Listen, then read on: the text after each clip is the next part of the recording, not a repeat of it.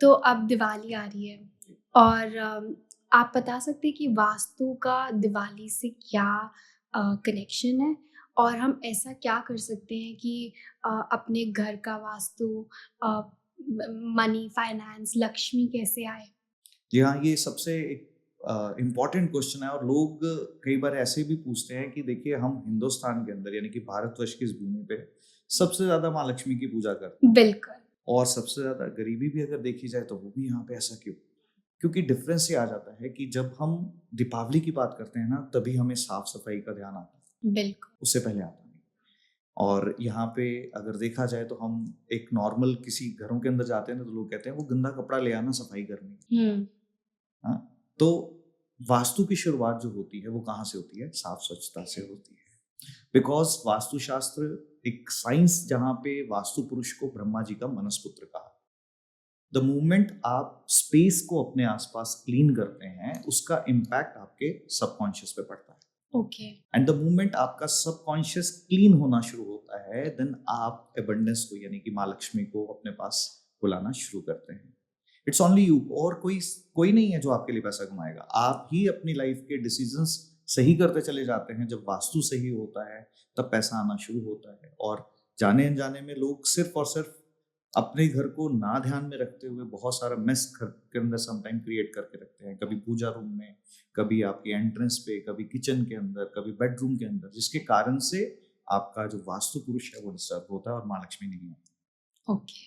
अभी आपने मेंशन किया किचन और मंदिर। Right direction for temple and kitchen क्या होना चाहिए?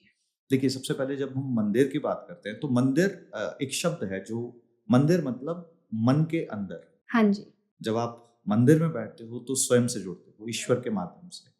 तो मंदिर का एक वास्तुशास्त्र में जो स्थान है, दैट इज़ ईशान कोण, जिसको नॉर्थ ईस्ट कहा जाता है। तो north east is the space जहाँ पे सबसे पहले और इसके पीछे का जो टेक्निकल रीज़न ये है कि सूर्य की जो पहली किरणें हैं, आपके घर के अंदर ईशान कोण से आती हैं, नॉर्थ ईस्ट से आती हैं। एंड वहाँ पे जब देवी-देवताओं के स्वरूप रहते हैं, तो एक व्यक्ति जो उस घर के अंदर रहते हैं, उन देवी-देवताओं की ऊर्जाओं को ग्रहण करते हैं। यानी कि हम उनके जैसा बनने का प्रयास करते हैं जीवन में। सो राइट डायरेक्शन फॉर मंदिर जो रहती है, दैट इज़ ईशान कोण। और इसके अलावा भी बहुत सारे स्थान हैं जो घर के अंदर बनाए जा सकते हैं, क्योंकि हम आज इस ऐसे समय में हैं जहाँ लोगों के पास 1 बीएचके भी है। मुंबई जैसे सिटी में चले जाएँ, वहाँ लोगों के पास ऑप्शन भी नहीं रहती और सम टाइम नॉर्थ ईस्ट में स्पेस भी नहीं है। तो पहली चॉइस हमेशा नॉर्थ ईस्ट रहती है, देन ईस्ट में भी बनाया जा सकता है। और जितने मंदिर आप देखेंगे जहाँ पे जाकर के लोगों की इच्छा पूर्ति होती है, वो सभी मंदिर जो हैं वो वेस्ट में बने हुए हैं।